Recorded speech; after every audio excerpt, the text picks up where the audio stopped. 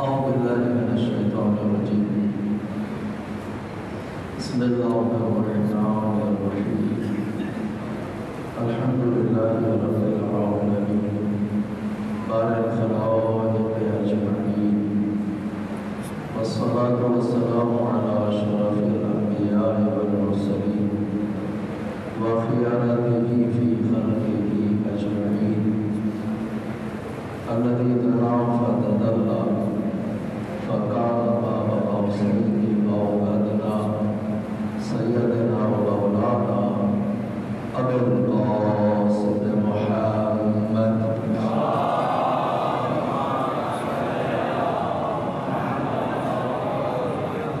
وعلى بيته الطيبين الطاهرين لا سيما بقية الله في الأراضين حجة ابن الحسن العسكري روحي وأرواح العالمين لتراب مقدمه الفداء واللعنة الدائمة الأبدية على أعدائهم أجمعين من الآن إلى قيام يوم الدين.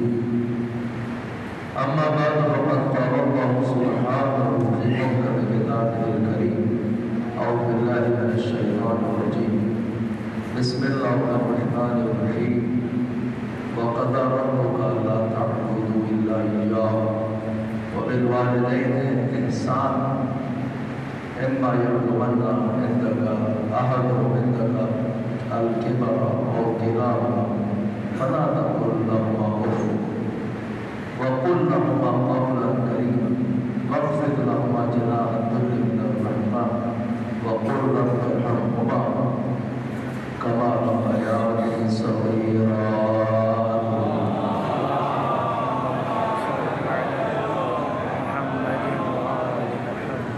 ارشاد رب العزت ہے اور تمہارے رب نے یہ فیصلہ کر دیا کہ اس کے علاوہ کوئی لائق عبادت نہیں، اور یہ فیصلہ کر دیا کہ والدین کے ساتھ ہمیشہ نیکی سے پیش آنا.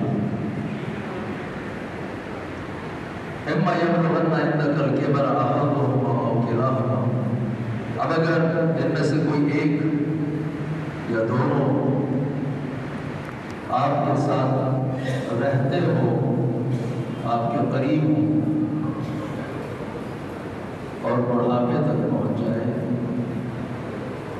فلا تقل لهما اف، تو ان کے مقابل ایک کلمہ اف بھی نہ کہنا. ولا تنہرہما، اور کبھی انہیں جھڑکنا نہیں. وقل لهما قولا کریما، اور ہمیشہ ان کے ساتھ نرم اور اچھے انداز سے گفتگو کرنا. واخفض لهما جناح الذل من الرحمة، اور کبھی ان کے مقابل ان کے سامنے ان کے سرہانے کھڑے ہونا تو اپنے کاندھوں کو جھکا کے کھڑے ہو. واخفض لهما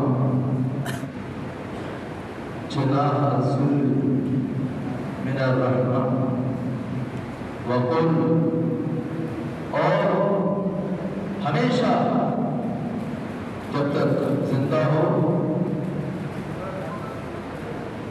یہ اعلان کرتے رہنا، یہ دعا کرتے رہنا، خدا کی بارگاہ میں پکارتے رہنا. قل رب ارحمہما، خدا ان دونوں پر اس طرح رحم فرما جس طرح انہوں نے مجھ پر بچپن میں رحم کیا. خدا تعالی نے والدین کے مسئلے کو قرآن کریم میں متعدد آیات میں بیان کیا ہے کہ اگر ان آیات کا انسان مطالعہ کرے تو بھی شاید اپنی زندگی میں اس کے لیے عمل کرنا اتنا آسان نہ ہو. جو آج کا معاشرہ ہے، آج جس معاشرے میں ہم زندہ ہیں، اور جو افراتفری ہے اور انتشار فکر و ذہن ہے، اس کیفیت میں قرآن کریم کی یہ آیات انسان کو جھنجھوڑنے کے لیے کافی ہے، لیکن عمل کتنا ہوتا ہے.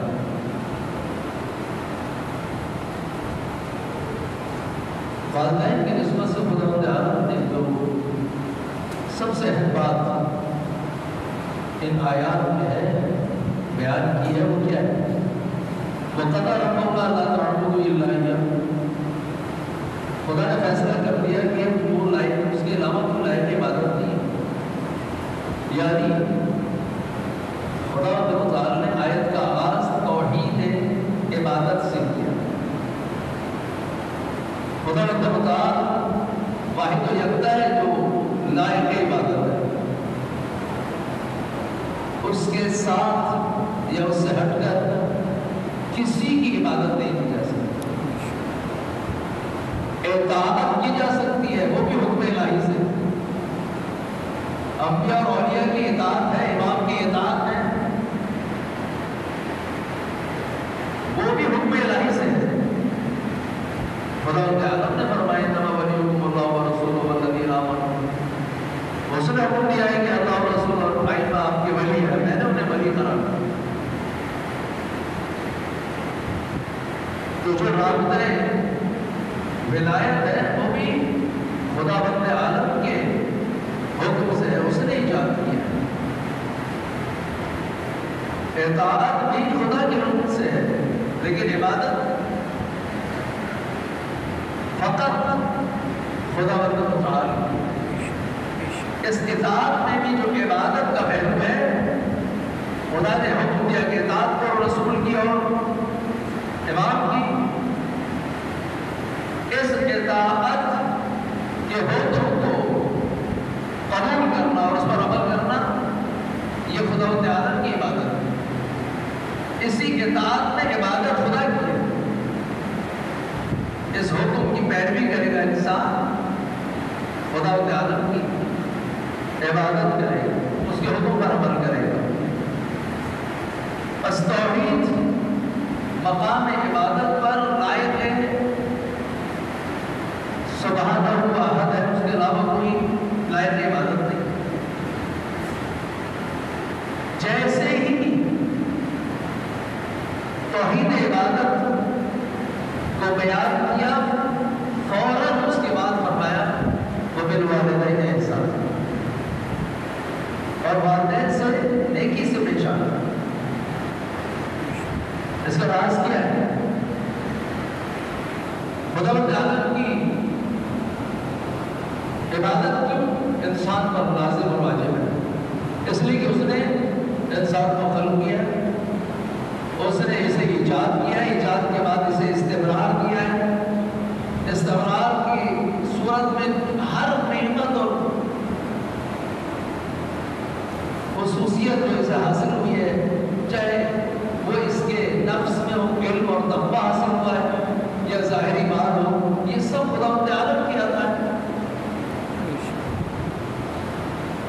تو انسان کو اس کا کیا کرنا چاہیے؟ شکر ادا کرنا چاہیے. عبادت کیا ہے؟ خداوند عالم کا شکر ہے جو انسان ادا کرتا ہے،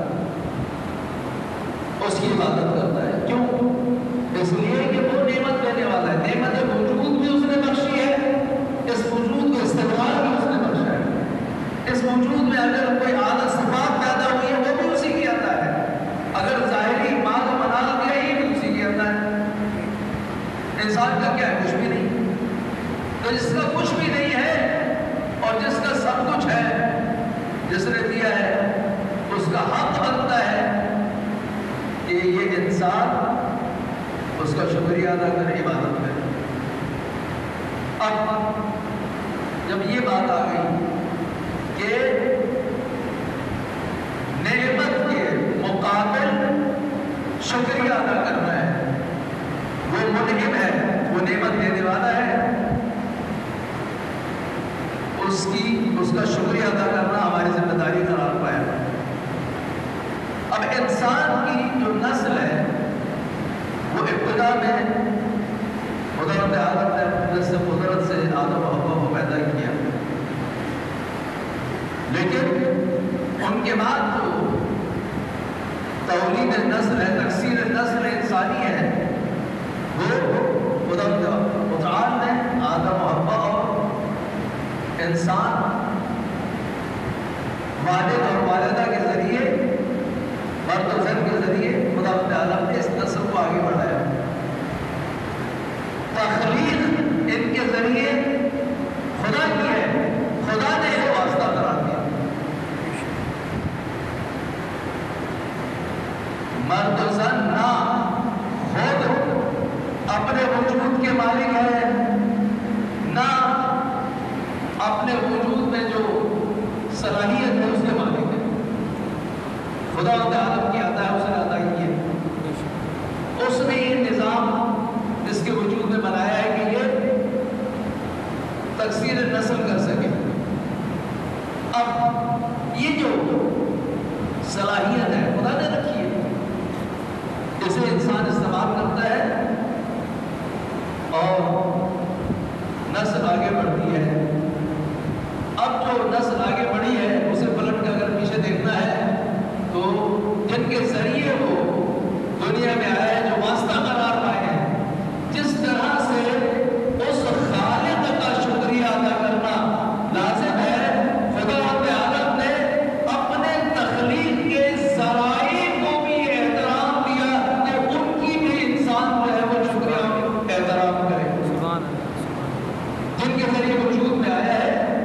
حالانکہ ان کا یہ سسٹم اور یہ وجود ان کا اپنا نہیں ہے، لیکن خدا رب عالم نے اسے ذریعہ قرار دیا تخلیق انسانی کا۔ یعنی ماں اور باپ خدا کی تخلیق کا ذریعہ ہے، اس کی خالقیت کا مظہر ہے۔ وہ جو انسان کو خلق کرتا ہے اپنے امر سے، اس امر کے تشکیل پانے کا ذریعہ ہے۔ اس ذریعے کو خدا رب عالم نے اس قدر اعلیٰ مقام دیا کہ اسے اپنی توحید کے ساتھ بیان ہے۔ وَقَضَىٰ رَبُّكَ أَلَّا تَعْبُدُوا إِلَّا إِيَّاهُ وَبِالْوَالِدَيْنِ إِحْسَانًا، اپنی توحید کے ساتھ اسے بیان ہے۔ والدین کے ساتھ ہمیشہ نیکی سے پیش آنا۔ نیکی کیا ہے؟ والدین کے حقوق کیا ہیں؟ قرآن کریم میں مختلف آیات میں، روایات میں صحیفہ سجادیہ کی 24 اور 25 نمبر کے جو دو حقوق ہیں امام نے بیان فرمائے ہیں۔ امام زین العابدین علیہ السلام نے درود پڑھا۔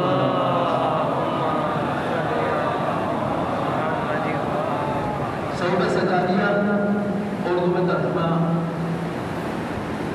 اس کا موجود ہے، آپ ملاحظہ کریں 24 اور 25 نمبر کہ امام نے والدین کے حقوق کو وہاں بیان کیا۔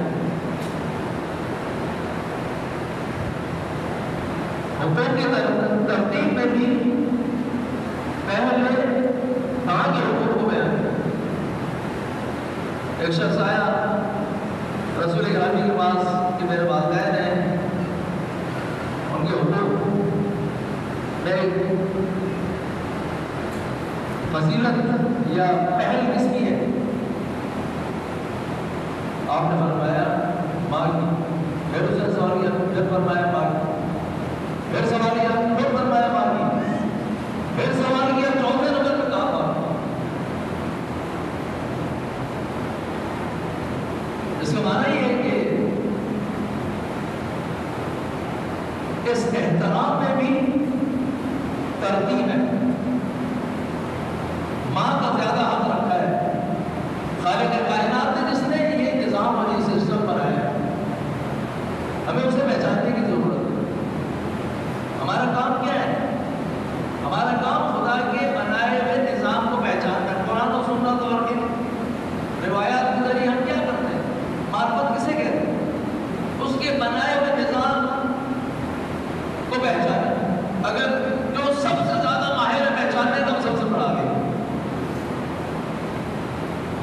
جو قرآن و سنت کے رازوں کو پہچانتا ہے وہ سب سے بڑا ہے۔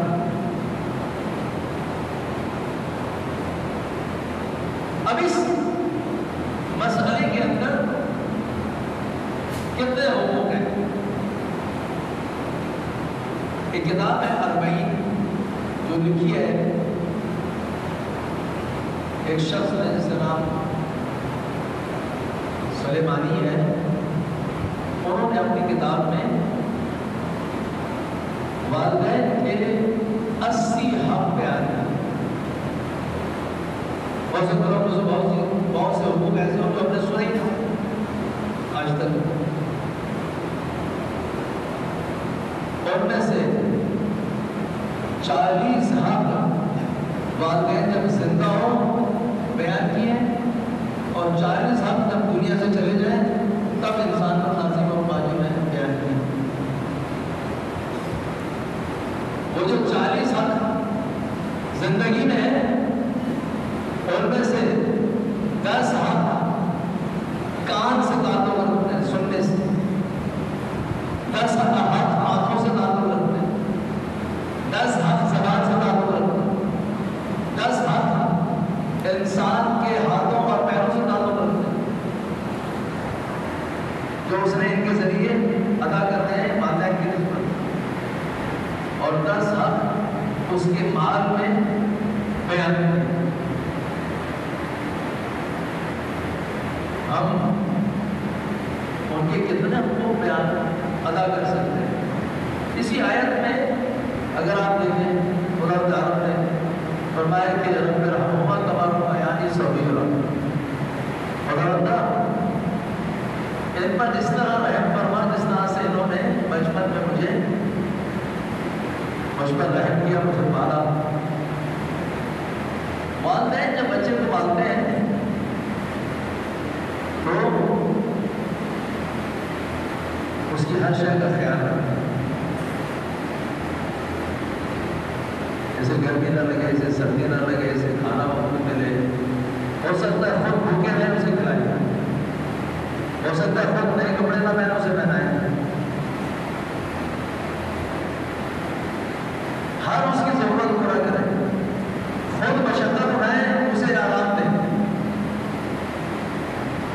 یہ تمام تفصیلات بیان کرنے کی ضرورت نہیں ہے، بس میں چاہتا ہوں کہ انسان جو ہے وہ تفکر پر ہوتا رہے، سوچے اپنے بارے میں کہ وہ کن مراحل سے گزرتے اس نقطے پہ آیا ہے۔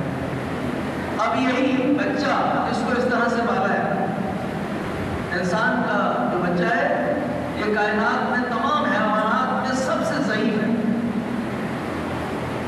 آپ دنیا میں دیکھیں کوئی بھی حیوان جب اس کے یہاں بچہ پیدا ہوتا ہے وہ خود حرکت کرتا ہے، وہ خود جدوجہد کرتا ہے بقا کے لیے، وہ خود اپنی ماں کو تلاش کرتا ہے۔ یہ انسان کا بچہ ہے کہ یہ اگر پیدائش کے بعد گریہ نہ کرے تو ضائع ہونے کا خطرہ ہے، گرمی لگ جائے تو ضائع ہونے کا خطرہ ہے، سردی لگ جائے تو ضائع ہونے کا خطرہ ہے۔ کس قدر حفاظت کی ضرورت ہے اسے، تب جا کے یہ پلتا ہے۔ اب جن والدین نے اس کیفیت میں سے پالا ہے، ابھی مسئلہ برعکس ہو گیا، یہ جوان ہو گیا وہ بوڑھے ہو گئے،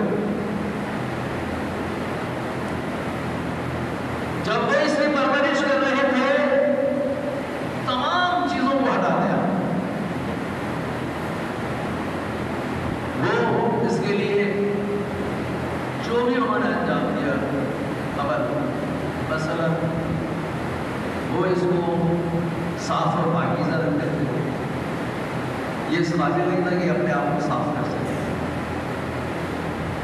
اب یہ والدین اگر بوڑھے ہو گئے اور اس قابل نہیں ہے کہ اپنے آپ کو صاف رکھ سکے تو واش روم میں نہیں جا سکتے۔ کتنے بچے ہیں کہ جو والدہ کے اس مقام پر فائز ہوں جو اس نے اس بچے کے لیے بچپن میں جس نیت اور محبت اور شفقت کے ساتھ اس کو تر و تمیز رکھا، پاک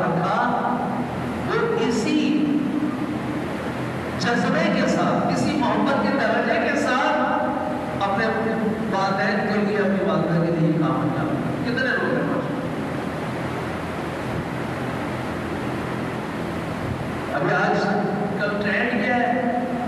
ابھی کام نہیں ہے، اپنا ٹائم نہیں ہے، جہاں اٹینڈنٹ رکھ لیا جائے ان کے لیے۔ خدا عالم نے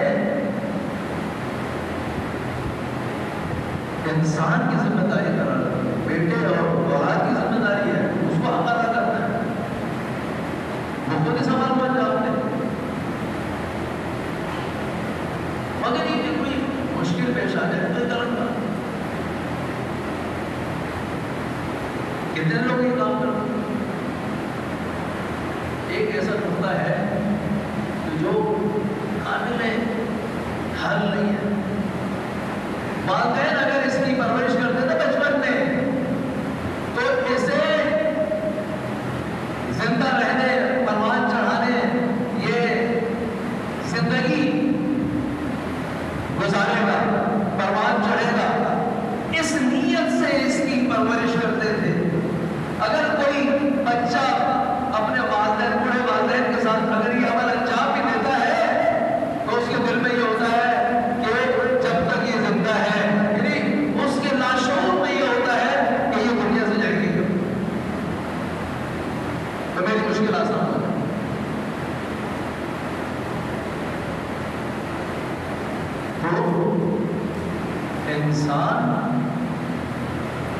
تو انسان کی زندگی ہے اور اسے یہ عمل انجام دینا ہے۔ ہماری بھی شاید کوتاہی ہو کہ ہم بہت ساری چیزیں اپنے اولاد کو نہیں بتا سکتے، بتا نہیں پاتے۔ بہت سارے حقوق ان کو بچپن سے ہم نے تربیت ہی نہیں کی ایسی کہ وہ اس مقام پر آئے، احساس کریں اپنی ذمہ داری کا۔ ذمہ داری بیان ہی نہیں ہو سکی۔ کتنے ایسے لوگ ہیں، اور آج کے نفسہ نفسی کے دور میں تو علامات الحافظ دگنی مشکلات آپ معاشرے میں دیکھتے ہیں، اس میں شاید 90% مشکلات والدین کے بچوں سے راضی نہ ہونے کی وجہ۔ والد والدہ لفظ اور الفاظ میں ہو سکتا ہے بچے کو کچھ نہ کہے،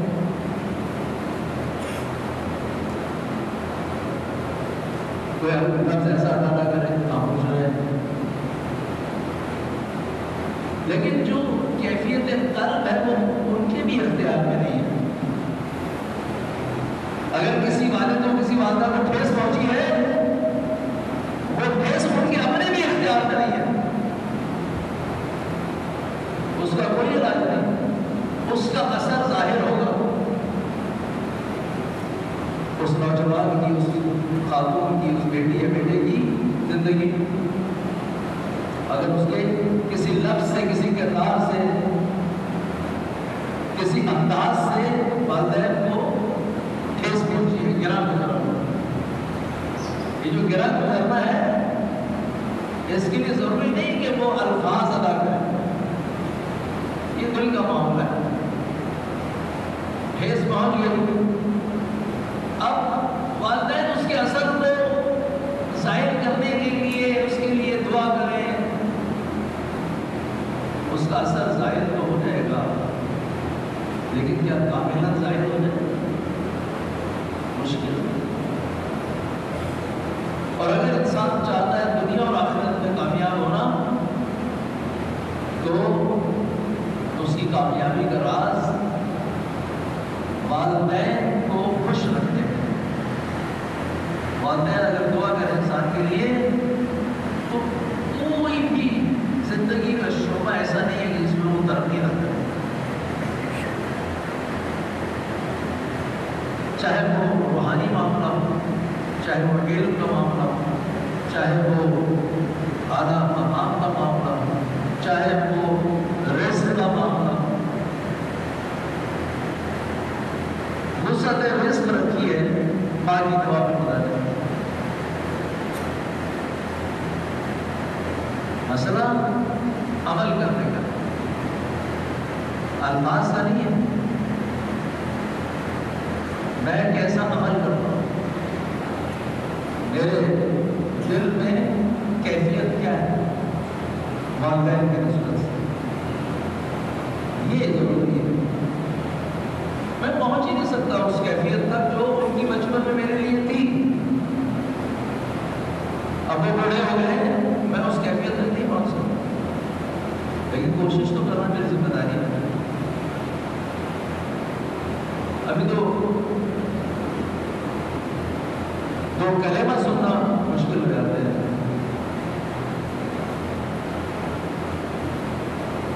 ابھی برعکس ہو گیا ہے معاملہ، ہم بجائے کہ بچے یہ کام کریں، والدین بیچارے کوشش کرتے ہیں کہ کوئی ایسی بات جوان سے نہ کہیں کہ اسے گھر لگ جائے، برعکس ہو گیا۔ جس کو اپنی ذمہ داری پوری کرنا ہے، یہ والدین اور ماں کا مقام ہے کہ وہ اس مقام پر بھی کوشش کرتی ہے کہ صاحبزادے کے رنجیدہ نہ ہو جائے۔ غلط کام ہے لیکن اس کے باوجود بس خدا متعال نے والدین کا احترام رکھا، دنیا میں ہے تب بھی احترام ہے، دنیا سے چلے جائیں تب بھی احترام ہے۔ ہو سکتا ہے کوئی شخص دنیا میں جب ہم ان کی خدمت کر لیں، ان کے جانے کے بعد انہیں بھول جائیں۔ قُلْ رَبِّ ارْحَمْهُمَا كَمَا رَبَّيَانِي صَغِيرًا، ہمیشہ یہ کہتے رہنا چاہے دنیا میں ہو یا نہ ہو۔ آپ ہونے کا جو مفہوم روایات میں آیا ہے وہ فقط دنیا تک محدود نہیں ہے۔ وہ دنیا سے چلے گئے، اولاد نے انہیں یاد کرنا چھوڑ دیا، ان کے لیے کار خیر کرنا چھوڑ دیا، نہ ان کے لیے کوئی نماز، نہ روزہ، نہ حج، نہ کچھ بھی نہیں، نہ کوئی خیرات صدقہ۔ مومنین کی ارواح شب جمعہ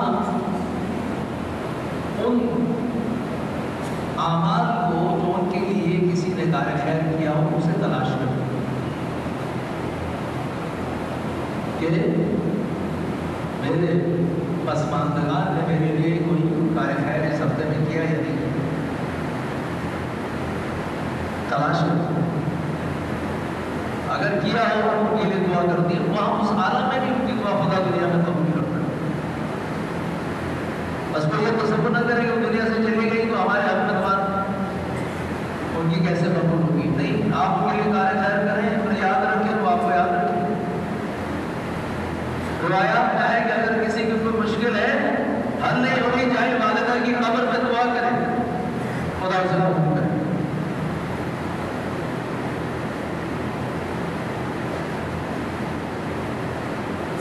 مسئلہ ہماری طرف سے وہ دنیا سے چل گئے، بھول جائے انسان نے، دنیا میں آپ ہو جائے گا۔ آپ ہونے کا مفہوم دنیا اور برزخ دونوں کے اعتبار سے برعکس ہو سکتا ہے۔ ایک بچہ دنیا میں آپ ہو گیا تو والدین کے دنیا سے جانے کے بعد اسے ہوش آیا، ایک ہو گیا اور والدین کے لیے اس نے کار خیر کیا تو آپ ہونے سے نکل آئے گا۔ وہ تو دنیا سے جا چکے، نہیں کوئی بات، ان کے لیے کار خیر کیا، وہ راضی ہو گئے، ان کو راضی کرنا ہے دنیا میں یا آخرت، یہ کوئی فرق نہیں کرتا، دنیا اور آخرت دونوں میں انہیں راضی رکھنا ہے، وہ دل سے راضی ہو تو انسان کی زندگی پر اس کے مثبت اثرات پڑتے ہیں۔ کوئی ایسا پہلو زندگی کا جس میں وہ فرق ہی نہ کرے موجود نہیں ہے، اگر والدین ویسے بس یہ جو والدین کا مسئلہ ہے اور یہ جو حقوق ہیں انہیں ہمیں اس کا پاس کرنا چاہیے۔ ایک جماعت تھا دو بھائی جوان، ایک اپنے والد کے پیر اور قدم انہیں مساج کرتا تھا، دباتا تھا درد کے وقت یا اس کے بغیر بھی۔ ایک اسی وقت نماز شب پڑھتا۔ اس واقعے کو سنانے کا مطلب یہ نہیں کہ یہ نماز شب اور پاؤں دبانا کوئی ایک دوسرے کے مخالف ہے، ایک وقت میں نہیں ہو سکتے، یہ دونوں ایک وقت میں ہو سکتے۔ اس لیے مستحب نماز کے لیے ضروری نہیں ہے کہ آپ جو ہے وہ قبلہ رخ آپ نے مقصود کیا ہوا ہے، مستحب نماز چلتے پھرتے اٹھتے بیٹھتے آپ پڑھ سکتے ہیں، کوئی نہیں۔ قبلے کی سمت ہونا بھی اس کے لیے شرط نہیں، تو کوئی پاؤں دباتے وقت بھی نماز پڑھ سکتا ہے، کوئی نہیں۔ لیکن جو روایت میں واقعہ آیا ہے وہ یہ کہ وہ نماز شب پڑھتا تھا، یہ پاؤں دباتا تھا۔ جو پاؤں دباتا تھا اس کا اجر اور اس کی زندگی کے اثرات مثبت زیادہ تھے اس نماز شب پڑھنے والے سے۔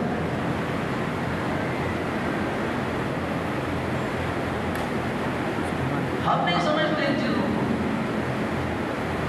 ہم ان کے دل کو خوش کرنے کی دنیا میں آسان کو پہچانتے ہیں۔ خدا متعلق یہ اثر رکھا ہے، ہم اگر اسے پہچانیں، اپنے بچوں کو بتائیں، ان کی ایسی تربیت کریں پیار محبت کے ساتھ کہ وہ جوان ہو کر ان چیزوں کو فراموش نہ کریں، والدین کو یاد رکھیں، ان کے حقوق کو ادا کریں۔ در حقیقت اگر ادا کریں گے تو کیا ہوگا؟ خود انسان کا فائدہ ہے۔ نماز اگر کوئی پڑھتا تو کس کا فائدہ ہے؟ نماز پڑھنے والے کا فائدہ ہے، خدا کا فائدہ ہے۔ اگر کوئی دین کے احکام پہ عمل کرے گا کس کا فائدہ ہے؟ اگر کوئی خدا کے راہ میں انفاق کرے گا، مال دے گا، زکوٰۃ نکالے گا، خرچ دے گا، کس کا فائدہ ہے؟ دینے والے کا فائدہ ہے۔ ہمیں اس بات کو اچھی طرح ذہن نشین کرنا چاہیے۔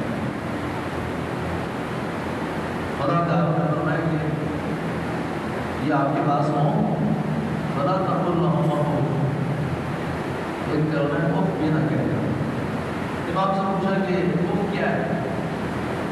فرمایا کہ اگر اس سے بھی کوئی آسان کلمہ منہ سے نکلتا ہوتا تو خدا تعالیٰ اسے بیان کر دے۔ سب سے آسان کا ذرا سا کوئی مسئلہ ہو تو لفظ منہ سے نکل جاتا ہے۔ اتنا آسان بے ساختہ نکلنے والا کلمہ بھی لا تقل لهم انسان ادا نہیں کر سکتا ان کے سامنے۔ ادا کرے گا تو اس کا برا اثر پڑے گا۔ لا تقل لهم ولا تنهرهم، جھڑکنے کی، اور اگر کوئی اس نقطے پہ آ جائے کہ جھنجھلا جائے اور سر لگائے، اس کا تو معاملہ نہیں کرتا، اس کے اتنے واقعات نہیں کرتے۔ ایک واقعہ میں آپ کو سناتا ہوں، کافی ہمارا پیغام آپ تک پہنچ گیا، مجلس ختم ہو گئی۔ یہ مجلس بھی والدین کا حق ہے جو ہم ادا کرتے ہیں، یہ سارے ثواب کرتے ہیں۔ ایک شخص آیا رسول گرامی کی خدمت میں، کہا کہ تشریف لائیے، ایک جوان ہے، حالت نظر میں ہے، قریب المرگ ہے، لیکن روح قبض نہیں ہوتی، آپ آئیے، تشریف لائیے، آپ کی برکت سے شاید یا زندہ ہو جائے یا دنیا سے چل جائے۔ آپ تشریف لائیں، اس کو خطاب کیا، فرمایا کہو لا الہ الا اللہ۔ وہ لا الہ الا اللہ نہ کہہ سکا، متعدد بار آپ نے اس سے کہا کہو لا الہ الا اللہ، اس کی زبان پر، اس کے دل پر لا الہ الا اللہ جاری نہ ہو سکتا۔ اگر دل میں بھی جاری ہوتا تو رسول گرامی علم رکھتے ہیں کہ اس کے دل سے گزر گیا، دوبارہ آپ حکم نہ دیتے اس کو، دوبارہ حکم دینا بتاتا ہے کہ اس کے دل سے بھی نہیں گزرا۔ فرمایا کہ اس کے جو رشتے دار ہیں تلاش کرو، ماں ہے اس کی تلاش کرو، لوگ اس کی ماں کو تلاش کر کے لائے۔ آپ نے اس سے سوال کیا تم اس سے ناراض ہو؟ کہا کہ ناراض 6 مہینے ہو گئے کہ گھر سے چلا گیا بغیر بتائے، میں پریشان ہوں، میں سے ناراض ہوں۔ فرمایا کہ راضی ہو جاؤ تاکہ یہ اس کیفیت سے نکلے۔ اس نے کہا کہ بھائی میں راضی نہیں ہوں، اس نے مجھے بہت تنگ کیا، میں راضی نہیں ہوں۔ جب دیکھا رسول گرامی نے کہ یہ کسی بھی قیمت میں راضی ہونے کے لیے تیار نہیں ہے، تو اصحاب کو حکم دیا کہ لکڑیاں لاؤ اور چلاؤ۔ لکڑیاں لائی گئی، جلائی گئی، جب آگ بھڑکی فرمایا کہ اسے اس میں ڈالو۔ اب جب آپ نے فرمایا کہ ڈال دو اور لوگوں نے اٹھا کے ڈالنا چاہا تو کہا کہ اب میں راضی ہوئی ہے، یہ میرے لیے قابل برداشت نہیں۔ تو آپ نے فرمایا کہ تم دنیا کی آگ اس کے لیے برداشت نہیں کر پائی، آتش جہنم میں کیسے جلے گا؟ یہ تو دنیا کی آگ ہے۔ اگر تم راضی نہ ہو اور یہ اس دنیا سے منتقل ہو جائے، ادھر چلا جائے، تو یہ کس کیفیت میں جائے گا؟ پیغام پہنچ گیا، بات ختم ہو گئی، ماں کا تذکرہ ہو گیا۔ ایک ایسی ہی ماں ہے کہ رسول کے جانے کے بعد لوگوں نے اس ماں کے گھر پر حملہ کیا۔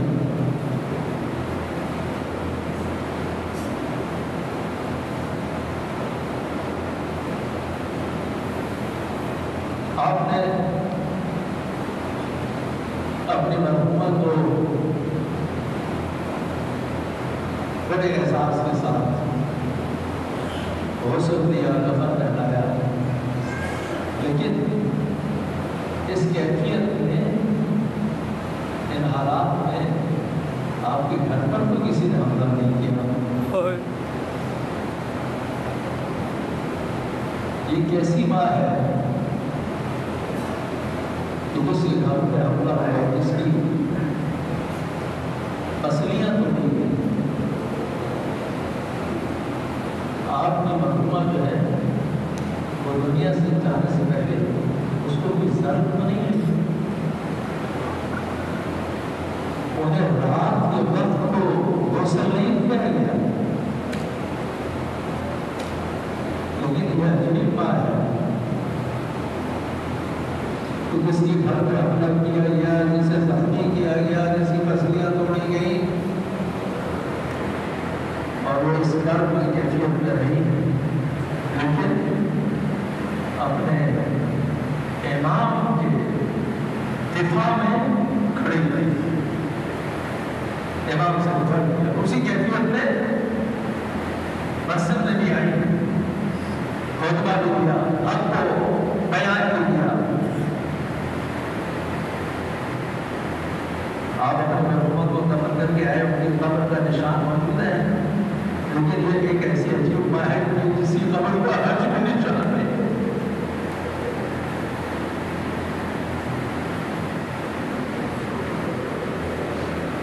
امیر المومنین کی قبر کا نشان بھی امام ششب کے دور میں پتہ چلا، لیکن پتہ چل گیا، لیکن جہاں زہرا کے قبر کا نشان آج میں نہیں پا۔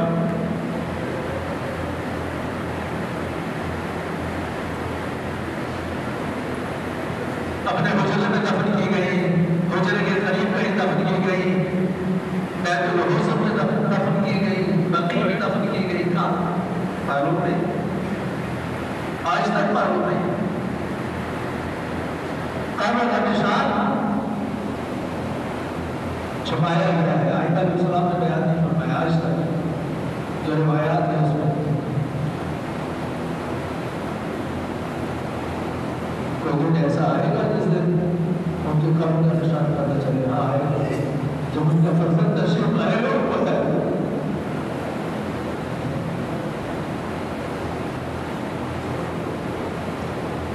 وصیت کر گئی یا علی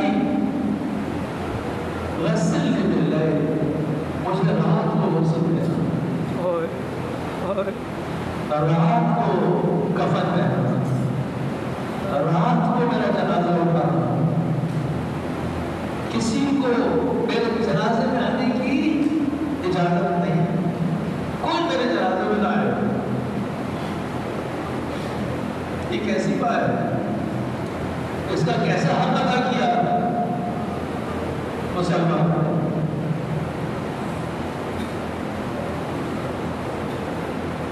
جو ابھی تک اسی کیفیت میں ہے اسی رنج کی کیفیت میں وہ بات ہے کہ جو آج بھی ان کے ماننے والا کو ان کے نام پر قتل ہوتا ہے تو اس کے لیے معذری کرتی ہے. آج بھی معذر ہے. تمام انسانوں کی رسول اللہ نے فرمایا انا واجو ابا حاضر امت میں علی اس امت کے دو والد ہیں فاطمہ والدہ ہے. یہ سارے غم قیامت تک یہ سمیٹنے والی فاطمہ ہے. لیکن ایک منظر نظر آتا ہے شہادت سے پہلے.